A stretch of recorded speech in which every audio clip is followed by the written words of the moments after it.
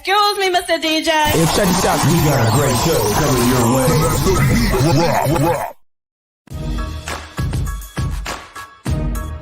From the ECSI Sports Studios, it's the Midday Market Report with Jeff Dawson.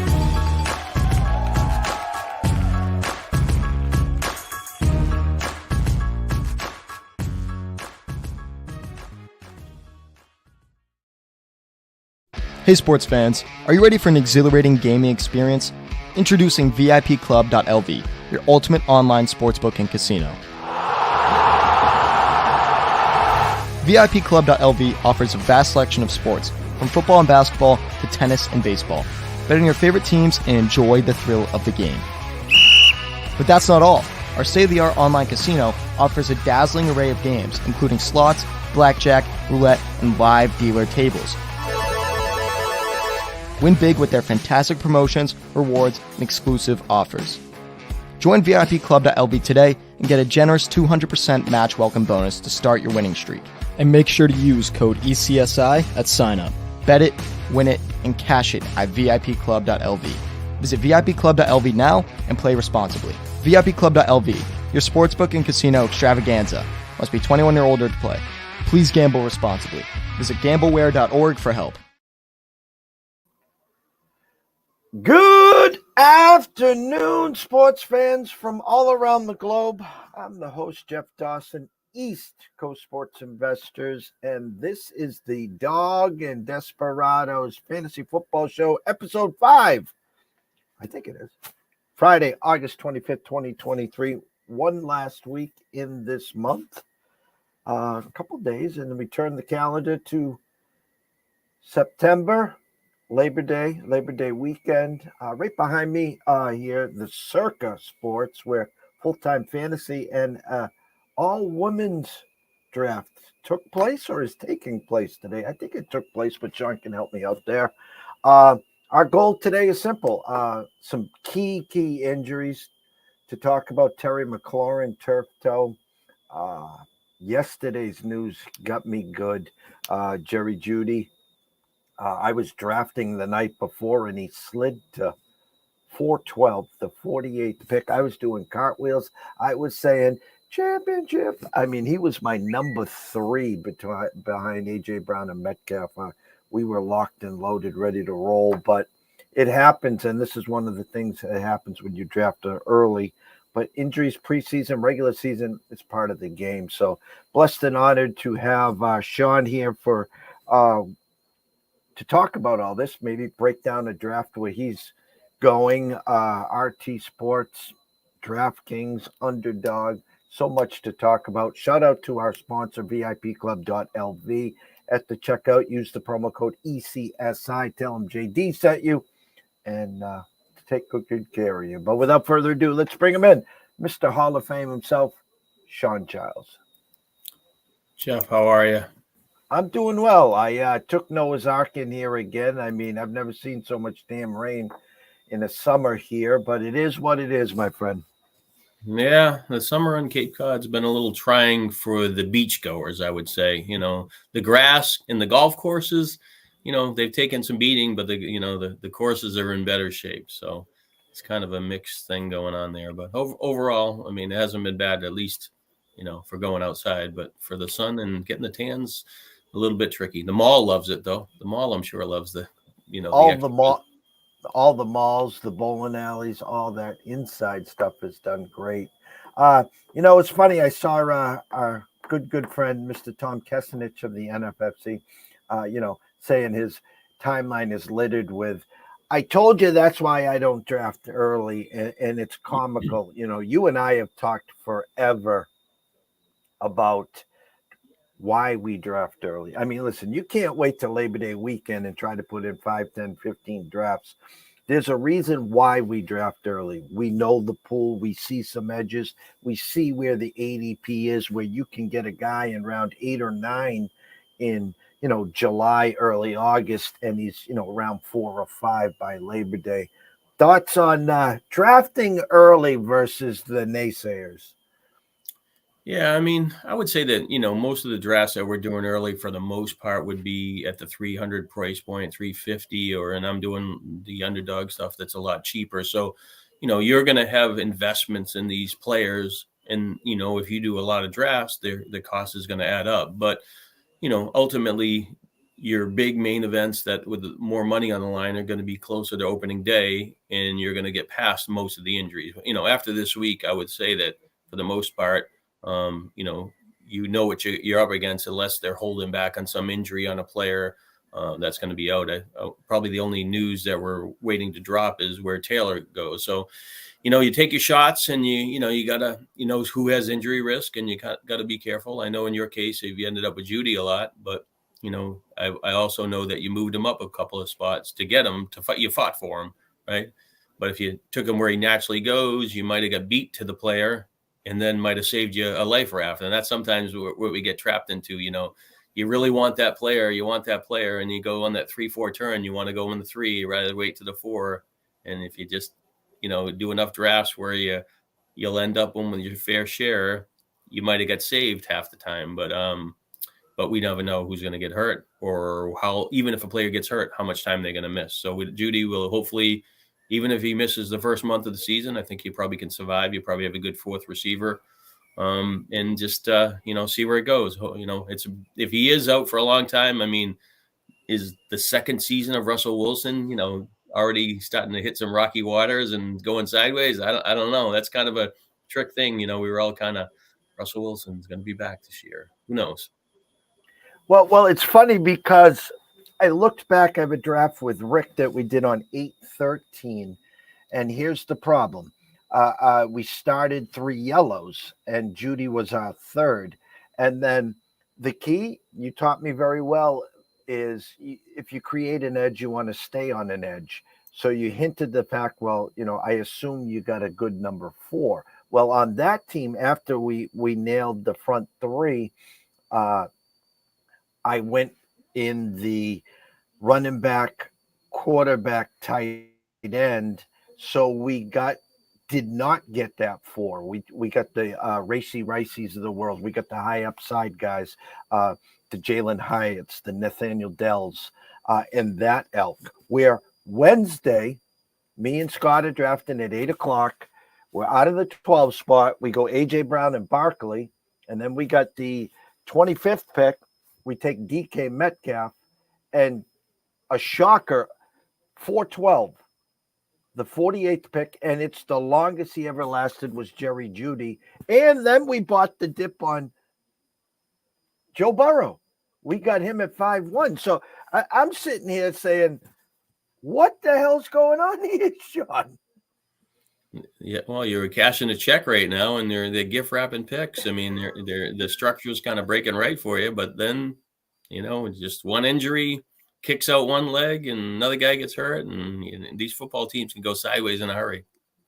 Yeah, then we came back with Gabe Davis and Elijah Moore, so we have backup, so we're not worried on this team. As I told Scott, the team was built. We can take this, and I don't want Judy to rush back. As you said, I don't know when their bye week is, so the fact is, if he misses 3 to 4 weeks, and don't forget, he's going to have a bye week in there too. So as you're structuring your drafts as we speak now, the Terry McLaurin with the turf toes, the Jerry Judys. Last week we talked about buying the dip on Breece Hall. How are you formulating all these injuries and dips as you're drafting? Well, McLaurin, I probably didn't end up a lot of drafts because of where he was going. He was in most of my drafts. He was kind of a 5th round. I haven't really got to where he presented himself in like the higher end market, where his name there. So I kind of avoided him. I don't own him a lot. I think he was okay, and I was willing to take him on some. As far as Judy, I went and looked. I mean, I was really, when I started doing those best ball stuff, I was really interested in him, especially on that 3-4 turn, and I thought I got him a fair share. But for the teams that I think I have 20 left. So I only own them 12% of the time. So I didn't, same thing I was saying earlier. I got him at his price. I would get that extra running back or whatever, however I did it. And so I got a share of them, but, not as much as I probably wanted. So I got probably saved a little bit there. Hopefully I can survive there. Brees Hall, I thought it was interesting that I'm buying on the dip. I thought that I saw something today on Twitter or something that they say he's going to, play in week 1 and be ready to go. We don't know what role, but at least he's on the field. So I'm very interested in Brees Hall. I've kind of been in the camp that he's going to be ready to go. And I know the Cook factor changes his value, but also creates more of a buying opportunity. And what was the fourth player? It was who else got injured here? Let me go back for once. Yeah, Njigba. Go to Njigba. Yeah, he's. I think I'm not 100% sure, but I mean, he might be, a couple weeks or something like that. But I think he's interesting enough. If he slides one full turn, if you're getting him on, say, on the front of a 12-team draft on the 6-7 before or 6th round, if he makes it to the 8th, I think that's a pretty worth the upside, because the drop off or the receivers after him that you connect him with probably can bridge you pretty good. So I'm interested in him if he slides, and I think the injury helps me. Are you and back to you're not as only 12% on Judy, just from all the talks that you and I do. My assumption is that was in your Gibbs Ridley territory anyways, correct?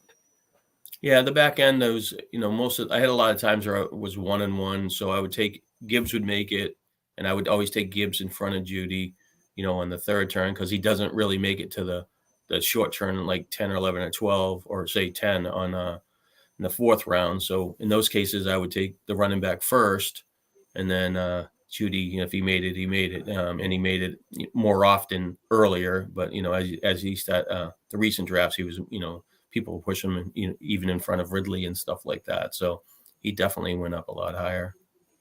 Buying the bump, or at least I was on him even before McLaren got hurt. And this is just, kid in a candy store. If you give me the opportunity, I'm taking him. Jahan Dotson, that was one. Now with, the injury over there with McLaren, Tim Patrick's out for the year. You talked about, the return of Russell Wilson. It doesn't look good and sound good right now, with the Judy injury. But you have the count over there that I call him Cortland Sutton over there. So you buy in a potential bump in Dotson or Sutton? I think Sutton maybe just slightly, but I think Mims is the one that's probably mostly rewarded, and maybe the Dulcich guy was kind of losing some value in drafts because they're talking about Trotchman, being in the way. So I would think Mims is a guy that probably gains more steam for me, and he would present himself in maybe that late wide receiver 4, early wide receiver 5 area in the high stakes market.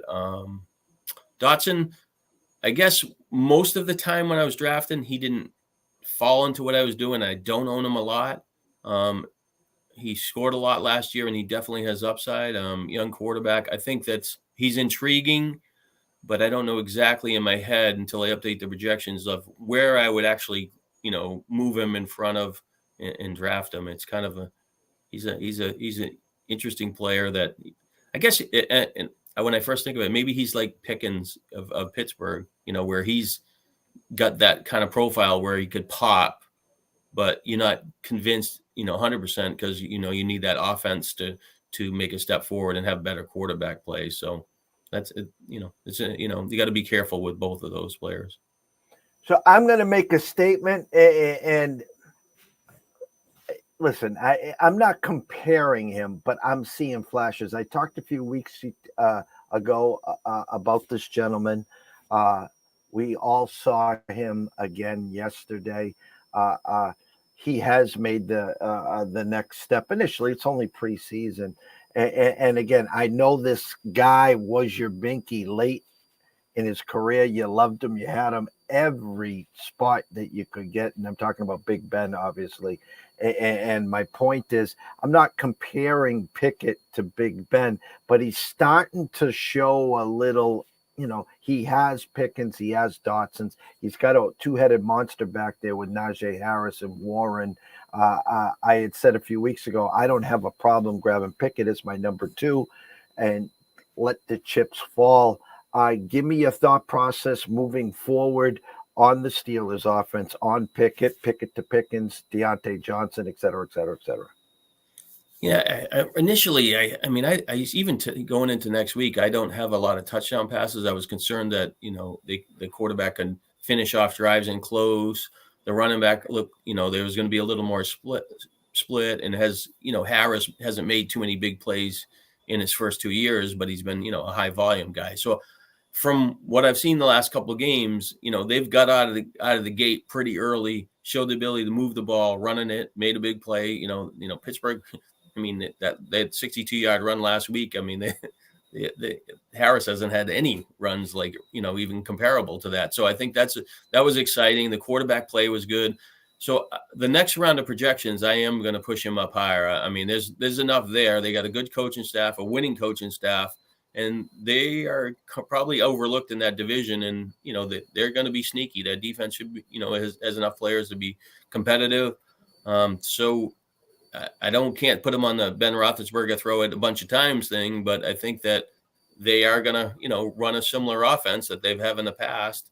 And those two receivers are going to get the ball. So, and they got the extra running back to, maybe help in the passing game and make some, bigger plays. And they're going to be a little more of a 2 running back situation than they've been when they had Le'Veon Bell and Harris and, the first 2 years, in his league. So all in all, I think it's a win. Even the offensive line, that the run yesterday by Warren was in close, but I mean, that was a pretty easy run. It's not like he had to break a tackle in tight quarters and get there. They created space. So hopefully that transitions well into the regular season. And I'm from investments, I'm not a big bettor and stuff like that, but I would think that Pittsburgh would be in a pretty good position playing at home against San Francisco.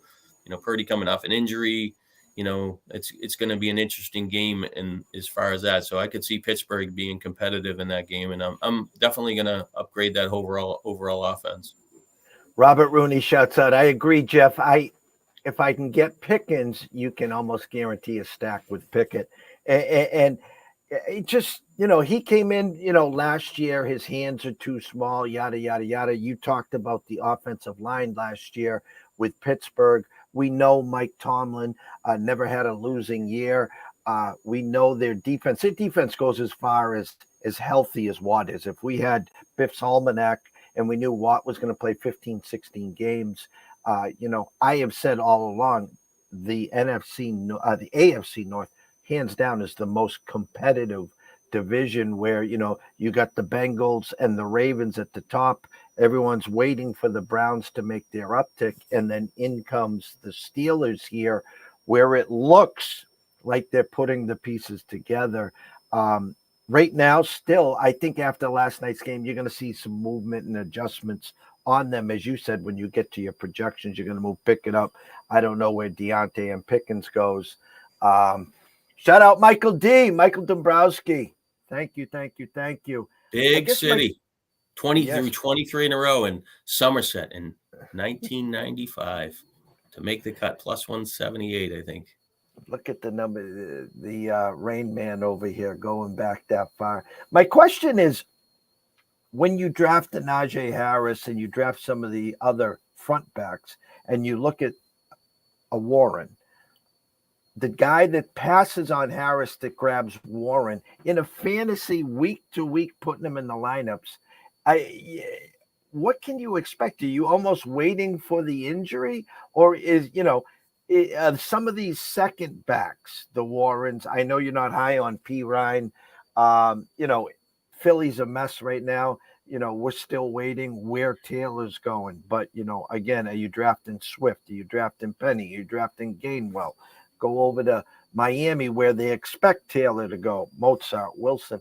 How do you draft I want to use Warren as an example. When you're drafting him, is he a wait and see, or is he going to be maybe a flex play to start?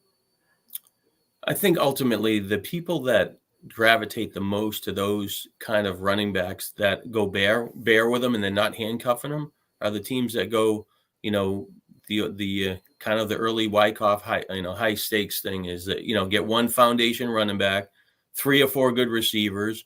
The quarterbacks sometimes in some different contests get discounted. So they gain an edge at wide receiver, gain a a competitive quarterback, and hopefully their front end running back can be a foundation guy. So they're looking at scoring maybe like 8 to 10 points at running back, and they're hoping to solve that position. And it's a lot easier for a player like Warren if he could go 3 catches for 30 yards at 6 fantasy points, a couple carries. He might get 7, 8 points without scoring a touchdown. Whereas if you take a Damian Harris, he needs 20 carries and he gets 80 yards. And if he doesn't score, that's only 8 points. So he needs so much more volume compared to a pass catcher. So when you're trying to cheat that RB2 position to gain an edge in other ones, they're trying to go through the season and kind of survive, and hopefully the other players carry them. But if they can find somebody that gets a full-time job, steps up and become a 13 to 14 point player in like a PPR format, they could have the final piece to a really competitive team, when you're competing for league championships or overall championships. And especially in smaller leagues, the dynamics of the running backs change a lot, and there tends to be a lot more on the waiver wire. So, those situations might be a little bit different than what we're used to doing. But, so Warren, Swift, can they get enough catches in Philadelphia? Will they throw more to the back? Gainwell, is he really a handcuff to Swift? But, those are the kind of players you're looking for when you're looking for pass catchers. Well, the gift that keeps on giving, they're not moving them, is David Montgomery. And again, had him a couple times in Chicago, comes over to Detroit. We all remember what Jamal Williams did last year, now on New Orleans. Is the safer play, just to grab if you were shopping down that lane? In this draft, I'm looking at in the 6th round, 10 running backs went, 1 wide receiver, 1 tight end. I've never seen that in all my drafts so far, but Montgomery just sticks out like a sore thumb to me. Yeah, you feel like you get a pretty good, sometimes he's your third back, sometimes your second back, but you get a pretty solid player that you expect to be a top 24 running back with a chance to offer some big games when he scores touchdowns, especially at home. Detroit did really well in that area last year. So, and he can catch a few balls. So he's a natural kind of a target, but, it's just, sometimes you want other positions and you try to finesse that type of guy an extra round, or you're looking for more upside with somebody else at a different position. So, but Montgomery fits well this year where he goes. Shout out to Mr. Stu Bunting, the man, the myth, the legend. Stewie, no golf or beach today. Stay dry, my brother. Have an amazing weekend. Michael Dabrowski wants to know, where does Taylor fall without a possible home? I know Indy gave him till Tuesday. I know he's on the pup list. Everything I'm reading and hearing, the ties have been severed. I don't know if he'd just sit out or whatever. My gut tells me they're going to find a home from him. Miami is the lead dog in the clubhouse. Philly making a hard press. I've heard even a little rumblings of Chicago. What happens? It comes Tuesday and there's no team, no trade. There's been 2 trade offers. Indy has already vetoed the Miami trade initially, but they're still in serious talks. I don't know who the other team that has offered, what the compensation they're looking for. I saw him in the women's draft. He went in the early 4th round with no 3 RR. So, he went pick 40, around 40, so that's when you're going that far, and when you're completing in your home league or whatever, it's maybe a little different, but when you're trying to win something that you can win an overall, I mean, at some point, you have to gamble. He's a good enough player. I think Miami probably needs him the most.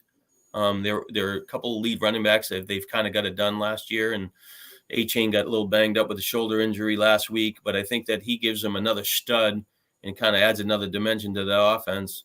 We talked off air of him going to Philadelphia, would that be, you said overkill? And I'm like, if they were, and I was thinking in my head, if these were the Yankees, they would have no problem, right? Let's just get another good player, right? Let's get another, let's finish it off, but that's the same thing. Philadelphia is positioned to, make a deep run in the playoffs.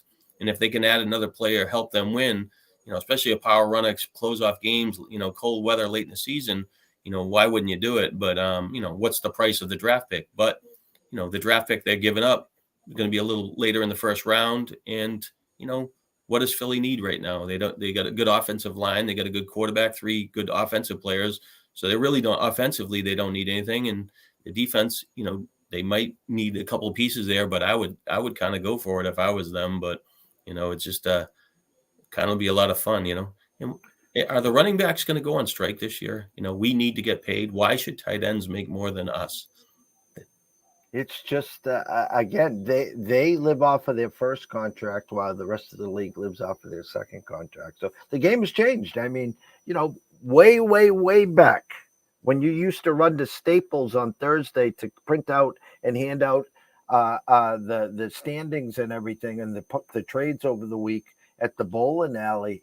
There were people that would start 2 and 3 green stickers, which now is unheard of. But I do have a team. Hey, by the way, speaking of that, I did do that on Monday. I started with Chubb and who's number 2?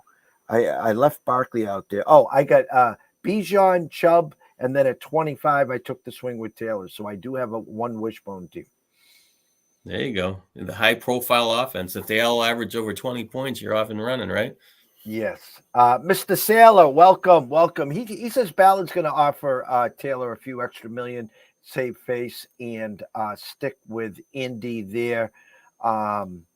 He also says Sirianni is a big JT fan from his Indy days, and Taylor is a New Jersey guy, so he would be playing close to home. And I had heard about 10 days ago the thought process of actually cutting Penny, saving a few dollars there before the Taylor news, and they still would have basically ran out Swift. You move Gainwell up the pecking order. Sermon's had a good camp, by the way. He supposedly was fighting Boston Scott for that final spot, so it does make sense there as well. Have you made any thought in the NFFC? The Thursday night game is the Lions and the Chiefs. And anyone that doesn't know or play in the NFFC, they allow us a free swing. So we get to watch that game. We get to see all the fantasy points. And then we can plug and play any Detroit, any Kansas City guy into our lineup. Or let's just say, I don't know, Montgomery has a bad game. Say it was all Gibbs, that you were going to put Montgomery as your number 2 or flex. You don't have to put him in. Or St. Brown has a bad day, vice versa. Have you been able to figure out in your eyes and your thought process that backfield of Kansas City, what's going on there, how you're drafting, and also the wide receiving core? I haven't in Kansas City, at the running back position, I've not fought for the McKinnon or Pacheco, but I've taken Edwards-Helaire later. Figure he's kind of in a contract year and he's kind of free. And it's more so, we saw McKinnon be the free guy last year and he kind of emerged late and it was the pass catcher. And the pass catcher gives him a better floor, what we talked about, cheating at RB2. But I think where he goes like 17, 18 or really late, he's a flyer. He's on a high scoring offense. If he get drafted high enough, if he ever could do something, he's kind of a possible, a dart and just, you never know. So I think he's the guy that I'm interested in, and I have drafted him a lot. And lately I did a couple, I don't normally do the best balls for the NFFC, but my friend from the West Coast, Jim Ferrari, put me in a couple of them or signed up. And I paired McKinnon with Edwards-Helaire. I thought in the best ball format, that kind of made sense. You kind of, you get in that range where you're swerving between taking those defenses and the extra quarterback, and it's like all the timing issues. So, McKinnon, you get in, get out, and then you can get his handcuffs. So, as far as the receivers, I've drafted Sky Moore and Rashee Rice a lot. Hopefully one of them can materialize and be a factor. And I'm hoping that, maybe it's Moore that ends up being like, kind of gets that Juju Smith-Schuster role last year where he had 70 catches, 900 yards, a few touchdowns. And then, Rice, I think he's a little more physical, score more touchdowns. And so the transition in that wide receiving core will be interesting to follow. And I've positioned myself as, I can get 2 late flyers of Mahomes' passing game. Last year, his wide receivers caught 2,600 yards roughly of his 5,250 passing yards. So you're getting a pretty good shot. But if it's split up between 4 guys or 5 guys, it ends up being not that good. So hopefully, 1 or 2 guys weed their way out. I know that really the Ross guy, I don't have a lot, and people have been taking them and showing highlights, but I don't know. So it's an interesting situation And hopefully Mahomes doesn't end up being what he did last year, is that he just spread the ball around so much that made it really difficult to play any of his wide receivers. Once in a while, some would have a decent game, but, it wasn't like they leaned on him. But hopefully this couple guys can emerge at least halfway through the season and be helpful fantasy pieces. Shout out to Jim Christie. He says, hello, guys. See you in a couple of weeks. Yes, safe travel, sir. And when you see Kenny, tell him the boys said hello, and he's got a good team with the Bengals. We're hoping Mr. Burrow is ready. Obviously, week 1, I think he will be. But he's got a pretty good division there. So it's going to be interesting for sure, Jim. So have a great weekend. Stay on top of this and draft well. How's that sound?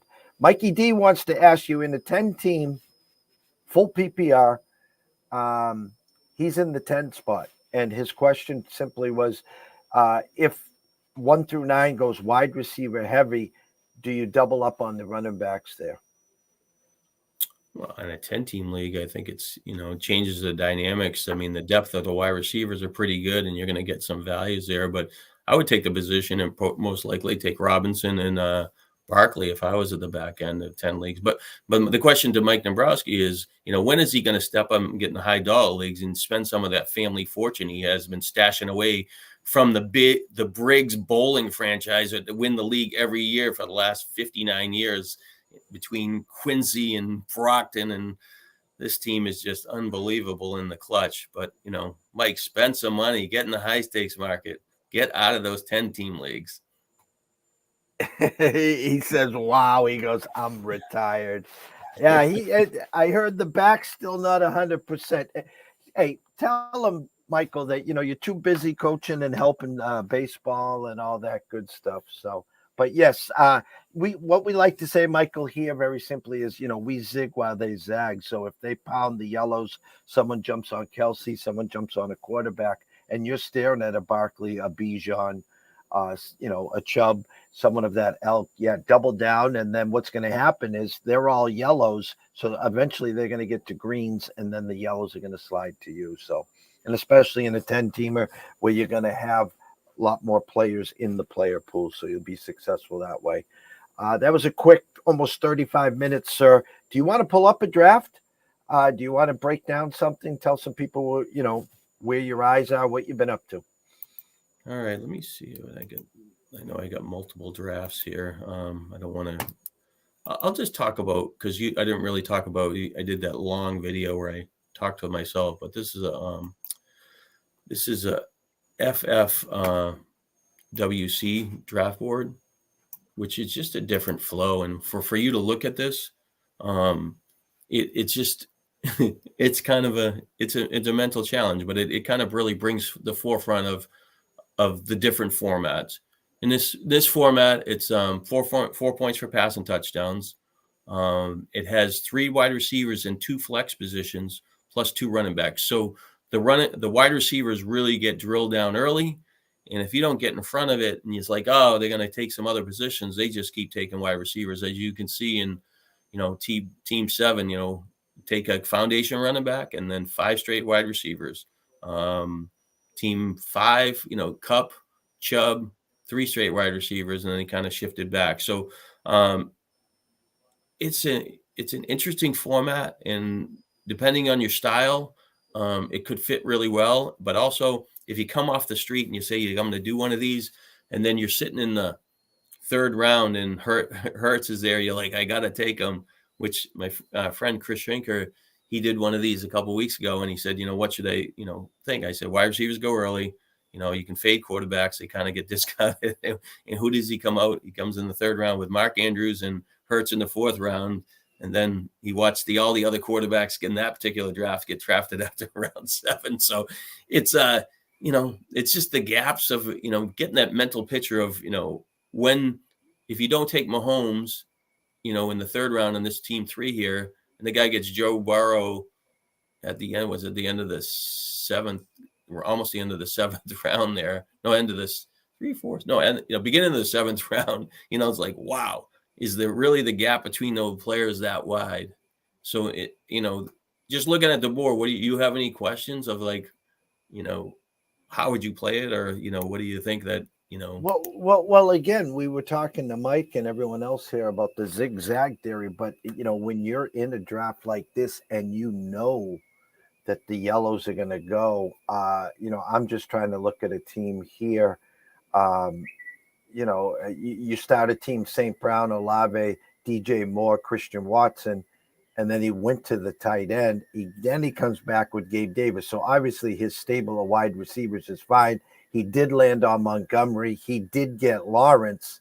Now the only problem is technically he's got one starting back and, P. Ryan backup.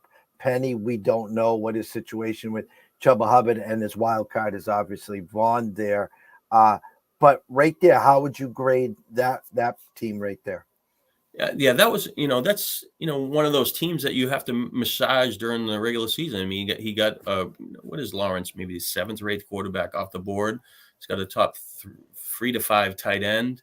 He's got 4 or 5 really good receivers. I mean, Gabe Davis, let everybody down last year when he was getting drafted as a wide receiver too. But as a 5th receiver, he's kind of an interesting guy because in this particular case, rather than in like an ESPN that has 2 wide receivers, or even some of us, we might have to micromanage Davis and play him some weeks and play matchups. This particular team, he's going to start every week.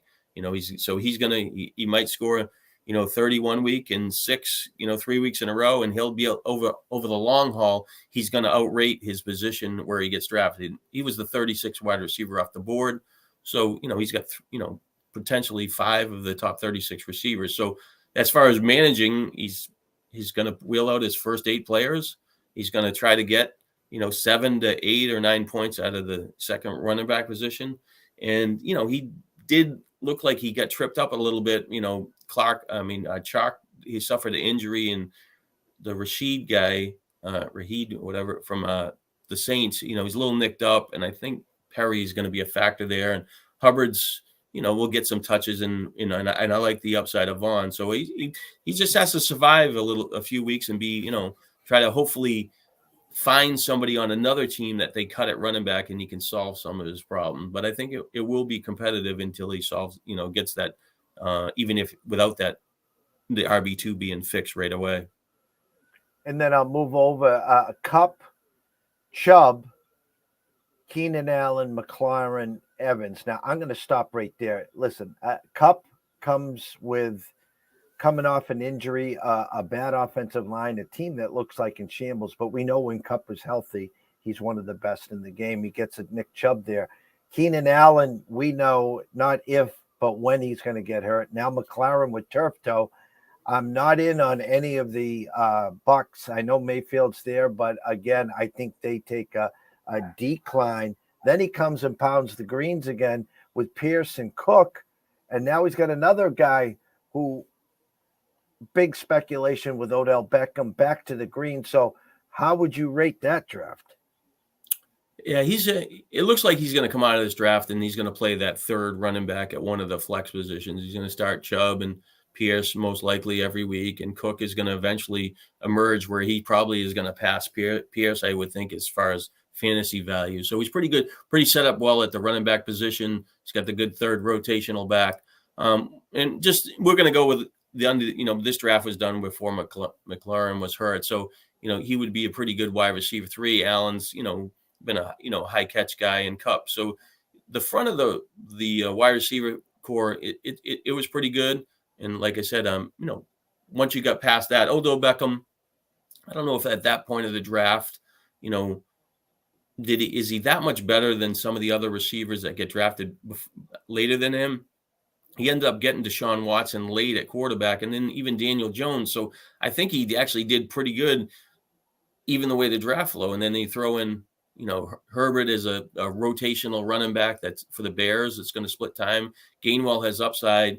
So the pieces are there to be competitive. And it really doesn't have, I would think, many decisions, at least out of the gate. He probably has, probably a cleaner starting lineup, because of the other team with had Lawrence at RB2, there's going to be tricky. But this one, he's going to put out his 3 running backs and his first 4 receivers, and tight end. He's got Laporta in Musgrove that's probably his little shortfall over there. But I think the quarterbacks are going to be competitive enough. So it's a different look. I don't know if Waller has a good year. I don't know if he can catch up with Laporte or closing that gap to be make up for some of the the other guy's deficiency. He beats him at RB2 and maybe even beats him at flex, the second flex position. But it's a pretty good style. But he obviously took the hit from McLaurin getting hurt already, and it's going to be tough for him to kind of solve that right now if he's going to miss multiple games. We don't know for sure though. So who would you grade as the winner in this draft? The winner in the draft. I did this whole thing and I talked about it. I thought team one from I remember, and this is team one's a experienced guy, and he's kind of a person that kind of falls into that category of cheating the RB2 and the Jefferson Ridley Gibbs combination. I mean, the Ridley Gibbs things is on the radar, and he obviously has Jefferson. He takes the quarterback. Madison's just kind of like going to get you through. I don't really kind of love him, but the next three receivers decent. Got a decent tight end. Warren upside. Got a second tight end. I guess the back end of the roster is got some potential. I guess Mingo gets a bump with Chark. Kind of if one receiver out of Carolina removes himself from the mix, that helps a couple of the other players, and they got a couple of the minor injuries as well there. And I do like Dell. So, I mean, it's hard for me to get a mental picture of this whole thing, quickly. But I thought that he did. Let me interject right there. Knowing you and knowing you're competing for the big prize here, wouldn't you have taken the second half and the high upside if you were going green there? And I'm not in on Matson. I can't remember the last guy that was groomed to take over a spot that did well, but that's just me. Wouldn't you have taken the upside with Breece Hall there? Yeah. Well, I'm not taking Madison at all ever in the fifth round. I mean, his last 2 years, he averaged under, I think it's 200 carries, averaged under 4 yards per rush, probably under 3.8. His last year had 47 catches or the last 2 years, 47 catches, averaged 6.8 yards per catch. It just doesn't add up to where, you think he's impactful. And, I know he's got the starting job in Minnesota and you think Cook's gone but if he struggles out of the gate, I mean, they could rotate the other two backs in and, he's kind of on the sideline. So that has just as easy of being a bust pick as it being a winning pick. But at Breece Hall, I mean, and even Javonte Williams, I would have taken over Madison. I mean, Dobbins, you can make a case for, and Walker, I would take Walker. Yeah, Madison's. I mean, I get it, but that's probably a tricky pick for me. I don't know. I haven't drafted him at all. I mean, if he was an 8th rounder or something like that, it'd be a little bit different. But he goes way too early for me. Let's go back. I wanted to ask you. I know Love is a question mark. I think Love's going to be fine. I'm not saying he's going to be Brett Favre or Rodgers. The start of the 4th round, I had an option the other night. Was it on this one? No, it was on the other one. Again, Christian Watson. I took the upside with Christian Watson versus taking D-Hop. D-Hop might have a good couple of weeks. He might get injured. I just stayed away. Jaden Reed's had a great start, had a great camp. And then there's Romeo Doubs. Thought on those 3 wide receivers on Green Bay? Well, I was kind of really neutral on Love, out of the gate. I wasn't sure, how he was going to progress. The drop down, Rodgers has been such a great quarterback. Just all the factors of the game, avoiding the rush and not taking the sacks, and really the slick movements, when he has the ball in his hand and really throws the ball really well. So Love, has a lot to do to even compete at that level. So I thought Watson, he flashed last year, especially over that 4-game stretch that's probably started around Thanksgiving, and he scored all those touchdowns. But I think that some of that was reflective of Rodgers being such a good quarterback, being able to get the ball down deep and extend plays where he can go all the way across the field. So he gets drafted a little higher than I would like to play. I mean, in this particular team, he's the 4th wide receiver. That feels a little bit better, but he gave up a piece. So I haven't had Watson a lot. same thing is probably with Olave. We've gone about 4 or 5 receivers earlier than I would willing to pay, but I understand the potential and the love with the connection and how they have looked in the preseason has actually helped both players move up a little bit. I mean, the Dubs guy is kind of neutral. He just kind of looked like okay at times last year. We just don't know where he's going to get. I think he's talented and he should improve. Will he get enough shots? And then Reed he went to Michigan State. He looked like he's kind of a grinder, works hard and will catch the ball, but he falls in that late fire category. I guess. Because I wasn't so much of a fan of this offense, I didn't gravitate to him as a player was upside, but he potentially, could be a lot better than I expect, especially in a couple more years. But this year, I definitely don't have any shares of him. We started the show talking about Pickett and with Pickens, and you just brought up Waller a few seconds ago, a guy that just absolutely crushed me in a couple years. I think athletic-wise, probably one of the most athletic tight ends in the NFL. He goes to the Giants. I talked to you off air about Daniel Jones, and it looks like he's starting to make that next move. He is not the sexy guy. If you're waiting on a quarterback, and then I said to you, you're going to start Daniel Jones every week, you're going to be like, oh, here we go. Barkley's back. They add Waller. They have a young guy that can take the top off with Jalen Hyatt. They have some other wide receivers there. Take us through that offense of the Giants. I really liked what I saw last year at the Giants in a couple of games late in the year. Especially I think it was 2 games against the Vikings. They really wanted to kind of throw the ball and attack the field with their receivers, and they had lesser names, especially in the daily game market. With the guy that ended up going over to Kansas City.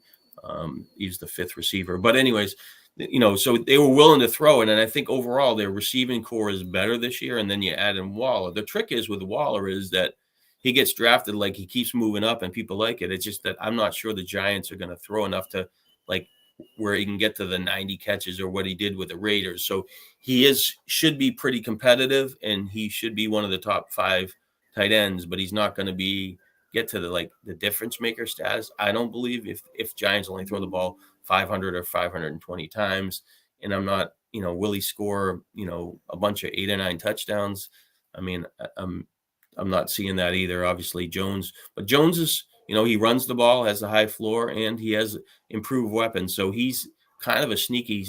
I'd like to have like if I had like the Cousins and Daniel Jones, I like to have that second quarterback that potentially can add that rushing yards and stuff like that, especially if they're rushing the ball well and their receivers develop, quicker than I expect. Then it offers both sides of the equation. I mean, like I know people gravitate towards Richardson, but is he gonna, where is he gonna end up throwing the ball? He's probably gonna run the ball a lot better than Jones, but I think Jones will probably, definitely throw the ball a lot more than him and have more success. And the offense is probably at a lot better place right now than the Colts are. So we got 13 days till kickoff, and then Sunday, that following Sunday, it's where it all begins. And we're going to try to do every Friday or somewhere where the schedules and your work meet is a breakdown of the weekly Millie Makers. You've already kind of sort of tightened up your projections. I know if you go to DraftKings now, the prices are up there. You got the Thursday game off the board. You got the Sunday night game off the board. You got the Monday night game off the board. Tell everyone here in the next few minutes what you're going to be doing the next 2 weeks to get yourself ready and positioned for week 1 in the DraftKings Millie Maker.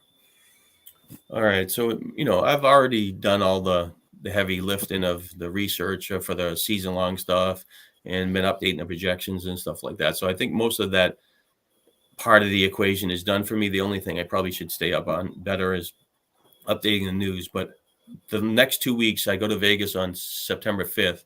But my goal is to be in front of everybody else as far as the week 1 projections. Like you said, I just did the week 1 projections. Now I had to get my spreadsheet in order, change it from a 17 game schedule to 1, hook up all the matchups, and then do all the depth charts and, cut out, if I would have 4 running backs with some sort of projections, and now we're only going to use 2 of them. There's occasionally be a 3rd running back. And, so we go through that whole process and get the first look at it. And it's a baseline to start out with. So now that we're going to have the next preseason games and we're going to have cuts. So, over the next week, we're going to eliminate whoever we can off both the season long and whatever the depth charts. We'll get that done. And then we'll tighten up the projections, so we got 2 weeks to kind of get that in order for the Monday before the first week. So normally the projections wouldn't come out on a Tuesday in the season, but they'll be out on Monday. And then, maybe as the injury report later on in the week, there'll be some I'll do another update maybe before the Thursday game or Friday, depends on how the information comes out.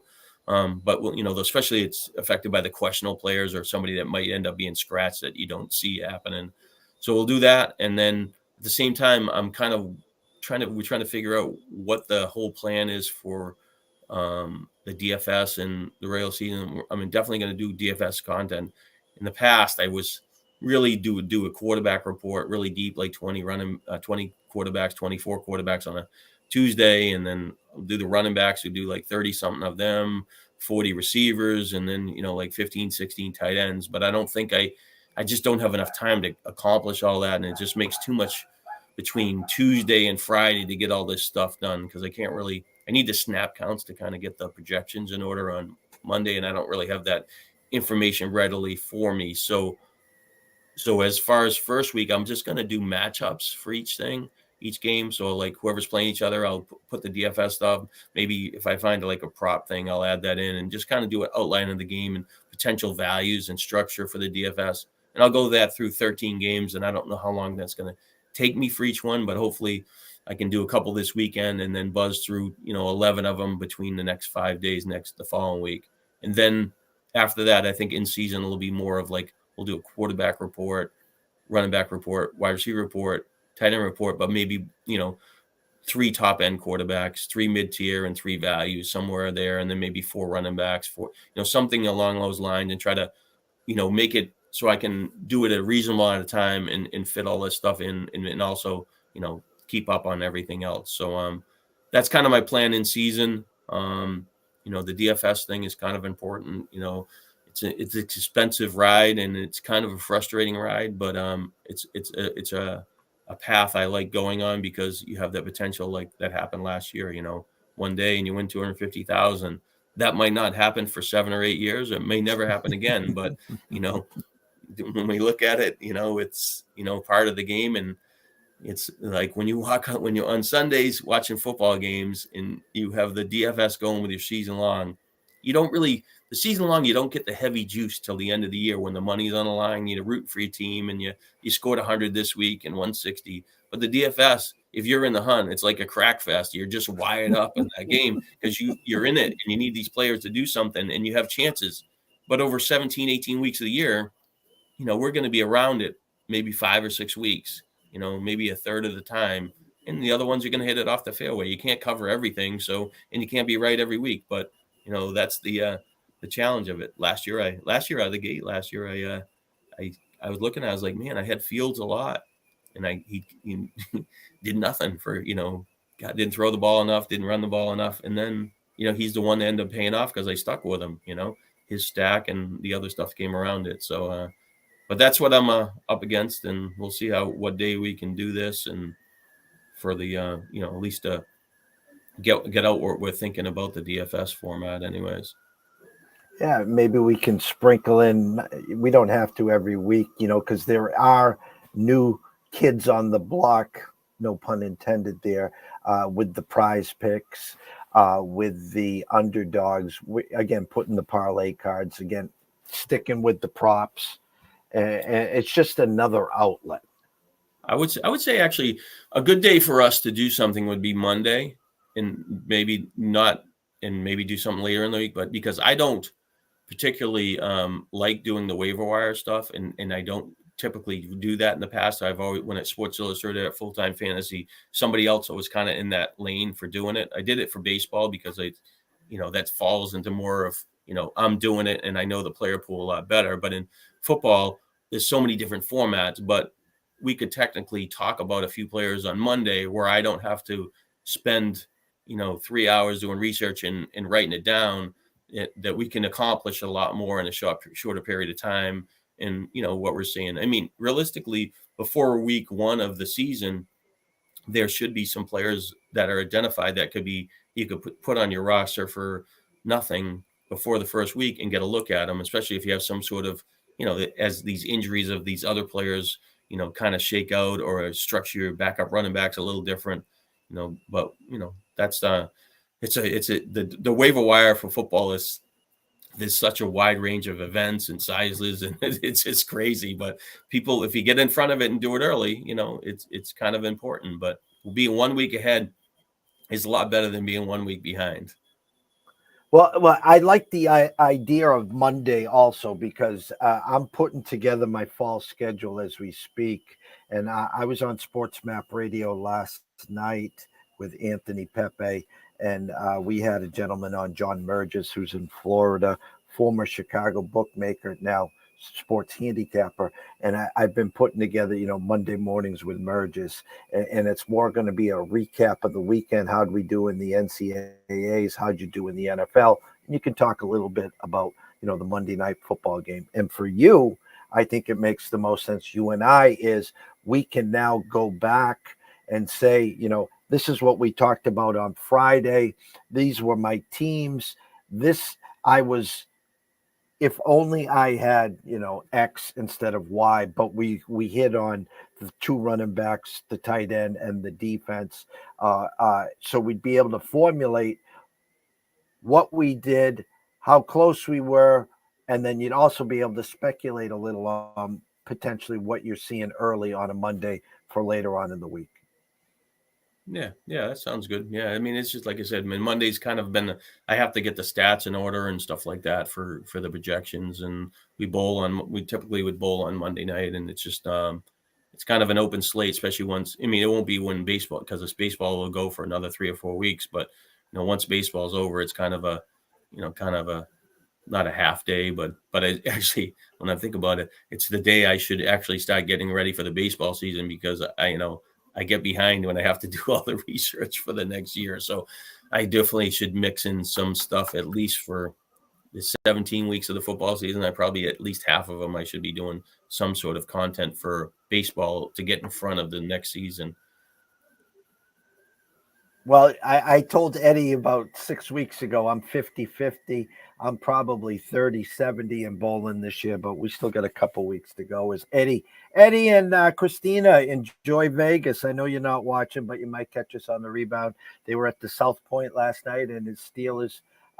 Let's just say Eddie had a grand old time with the Steelers last night, as he posted it on Facebook. Congrats there. I want to give a shout out. Robert Rooney, Michael Dombrowski.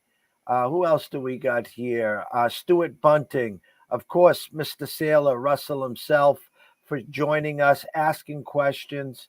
That's what we're here for. And even, Rooney said it back. Jim Christie. Can't forget you, Jim, of course. As Rooney stated, love the Friday lunch with the boys. And that's what we're here to do. We're going to be consistent. We're going to do something on Fridays. Maybe we'll do something on Mondays. And that's what we're here for. Educate with a little entertainment. Shawn, the scroll has been going the whole time, but tell everyone where they can find your work. All right. I on my own website, I write at fantasyanalyst.substack.com. My contact also goes at Full Time Fantasy, who have been really good to me over the years and bridged me to Sports Illustrated. So we're trying to kind of build that up too. So one of those paths will hopefully keep me in this line of work for the next couple of years, but we'll see. And then at Twitter, it's Shawn_Childs. And I will actually push out, I think, on Twitter at some point today. I'm going to release the first set of projections. So if you want to get them, you can go there. And if you want to be on the email list, you can go probably just, at least be a free, subscriber at fantasyanalyst.substack.com, and you'll get on the list, and at least you'll get the email every week, and that they're out. And if you dip into the DFS stuff and it's attracted to you, then, you'll have to cross the money pay line to be part of the equation. But hopefully we can survive in that market over there. So can you tell everyone what you charge, by the way? Don't be shy. Oh yeah. So monthly it's like $8.99. And if you pay for the whole year, I think it's $89.99. And it's just like I said, I had to, couldn't cross over and give it all for free. I wish I was in a position to kind of do it, but I'm given full-time fantasy, is taking care of me on part of it. At least I can survive and take care of the bills, but the rest of it I have to kind of build up from kind of scratch. But that's where we're at, and it's there's 170,000 words of football content that will be worthless in 2 weeks, 17 days. But, it is what it is. You can always reflect and see how you did and you had an opinion. But, did a lot of research, a lot of writing, and what ends up happening, we bet my opinion. And just like you, people are playing. I am playing this stuff and putting money in and trying to win. And hopefully it's a really good year. And if not, if it's a bad year's breaking even, then we survive and we move on. So guys, let me just make this clear. If you play fantasy football, if you play fantasy baseball, if you get your feet wet in the DFS, he said $8.99. That's $8.99. Okay. Do yourself a solid. Okay. Sign up for the year. You're getting 2-3 months free. It's less than $100. And I guarantee you, I promise you, he won't let you down. I'm staring at a check right now. December 31st, 2017, $195,100. 2 national championships, all his projections. And we've been tied at the hip for 45 years. Jesus. Something and like I got that. it. Yeah. And last November 6th, I got, the payday was $250. So I finally hit the DFS. So, but like I said, you just, you ring around the rosy and you hunt, but you got to squeeze out and be on the lid to get the payday and that stuff. So, it can happen. Thank you so much, guys. We'll be back next Friday. We might be on a day or two in advance. We're going to definitely do in the fall, probably at least 2 shows. You can follow me at EC Sports Invest. You can follow Shawn on Twitter at Shawn_Childs. Check out some of his work at Full Time Fantasy. But guys, go to www.fantasyanalysis.substack.com. Subscribe, and you'll enjoy it. So at 3:00, I'm a guest with Pop DiBiase, live from, he's in LA. I'm on Cape Cod. And at 4:30, myself and Riley will be back for the Close and Bell Friday. Don't be the pizza man. Thank you so much, everyone, for watching and listening. We'll see you soon.